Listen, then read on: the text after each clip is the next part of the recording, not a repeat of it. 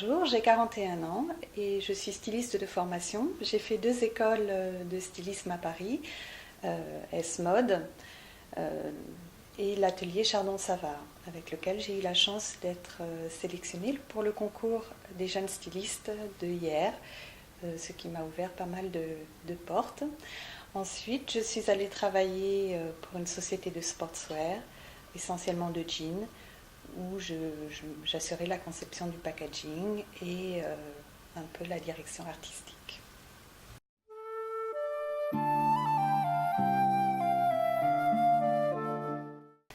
Eh bien, très tôt, je suis partie au Japon avec mon mari qui travaillait dans la finance.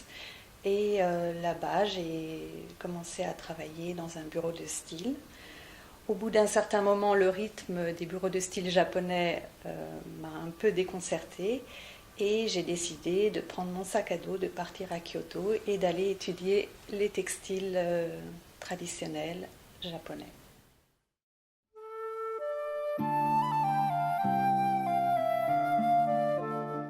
Alors au départ, le jeu de mots, c'était avec Fromwear, pour trouver justement l'origine, d'où venaient les tissus et d'où venaient les origines. Et finalement, en France, Fromwear était déposé. Donc, pour distribuer les accessoires, j'ai dû utiliser Elsewhere. Mais bonne nouvelle, maintenant Fromwear est libre, donc je peux distribuer sous la ligne Fromwear et Elsewhere.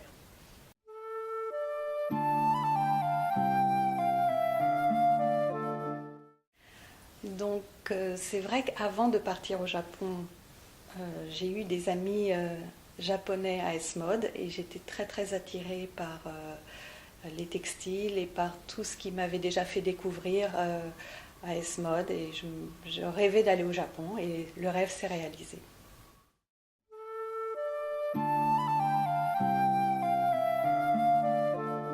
Eh bien oui, j'aime à la fois utiliser des matières anciennes, soit du kimono ancien que je recycle, des brocarts traditionnels, et depuis peu de temps, j'ai décidé de les conserver, de faire une database, et ce qui m'a donné l'envie de créer toute une collection numérique à partir de kimonos scannés et d'associer la modernité de la technologie et de conserver la tradition et le patrimoine ancien.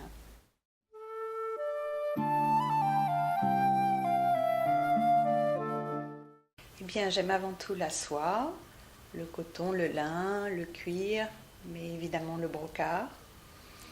J'ai découvert avec une tendance forte le coton Liberty, et il m'a rappelé les imprimés japonais, donc j'ai eu envie de l'utiliser.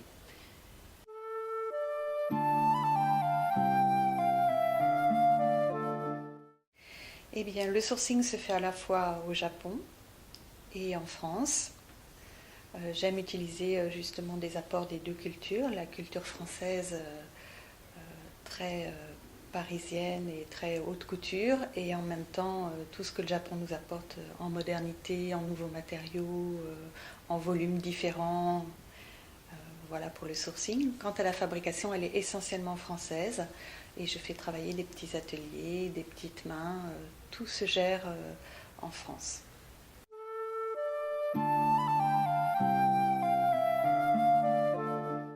Eh bien, l'essence même d'Elsewhere, c'est d'utiliser des tissus anciens, de recycler, les tissus traditionnels.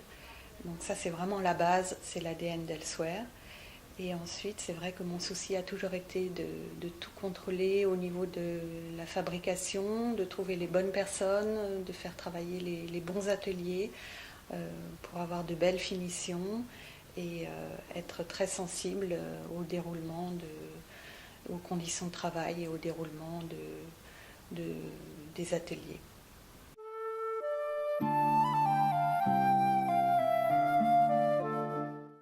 Eh bien, tout d'abord, j'ai des sacs faits à partir de kimonos anciens. Donc là, on peut voir l'application d'un kimono, une pièce ancienne, rebrodée, peinte à la main.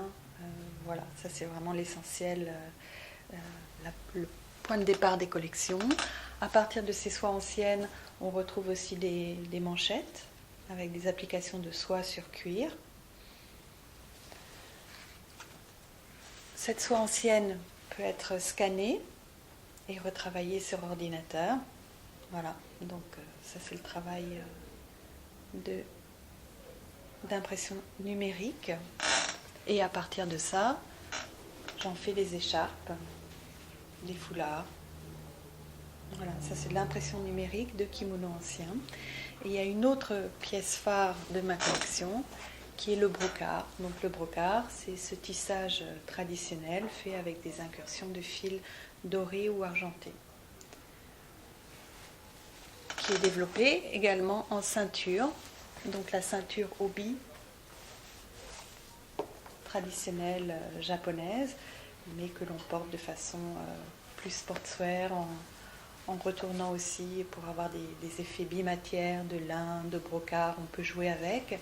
Elle est très appréciée aussi dans les boutiques pour femmes enceintes parce que son cordon étant assez long et sa coupe permet d'envelopper le ventre avant la naissance du bébé, et après on peut toujours la porter avec plaisir une fois que le bébé est arrivé.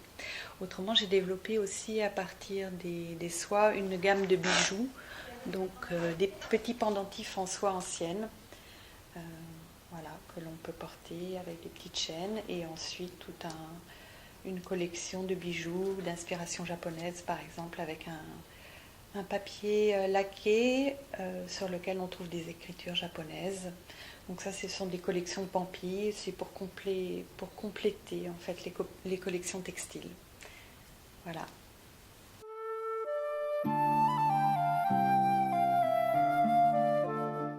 Au prêt-à-porter, j'ai beaucoup vendu dans des boutiques de femmes enceintes. Je m'aperçois que je plais aussi aux boutiques de musées, de par la technicité des textiles employés. Donc les musées d'arts asiatiques sont assez friands des collections. Et les boutiques éthiques, dans la mesure où je recycle beaucoup de kimonos anciens, où j'ai une démarche éthique.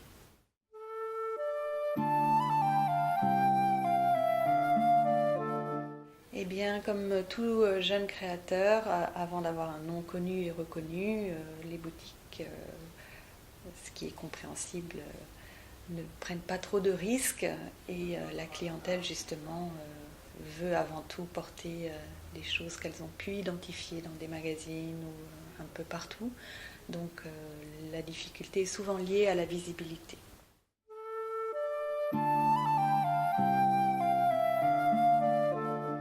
Eh bien, je désirais avant tout développer le cuir. Donc j'ai des petites gammes en cuir qui sont en prototypage, et ça va être un des produits phares 2011.